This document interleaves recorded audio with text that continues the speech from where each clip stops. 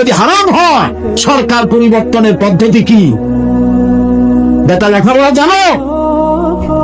কিভাবে সরকার পতন হবে, কিভাবে আরেক সরকার আসবে, সরকারে যাবো কেমনে, সরকার পরিবর্তনের সরকারে যাওয়ার পদ্ধতি কি যদি গণতন্ত্র হারাম হয়? আল্লাহ তাআলা বলছেন অসাবিরুহুম ফিলাম, পরামর্শ ভিত্তিক রাষ্ট্র পরিচালনা করা আল্লাহর হুকুম, এটাই গণতন্ত্রের ইঙ্গিত।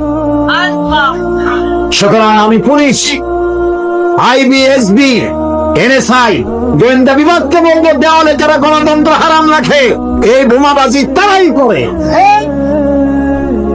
রাত্রিবেলায় পাহারা দাও, যারা রাস্তায় গণতন্ত্র হারাম রাখে পিটাই হাত ভেঙে দাও।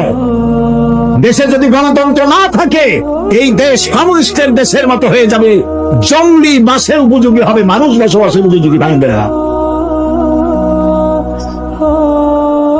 যারা বিভ্রান্ত হয়েছেন, দেওয়ালে দেওয়ালে লিখতেছেন, এই লেখা বন্ধ করুন। সারা দেশে এই ধরনের দেওয়ালে লিখে যে পয়সা খরচ করেছেন, এই পয়সা দিয়া শাড়ি কিনা গরিব মেয়ে লোকদের দিলে অনেক সওয়াব হইত। যেসব এলাকায় আর্সেনিক যুক্ত পানি খাইতে পারে না, সেখানে টিউবওয়েল বানাই দিলে সওয়াব হইত।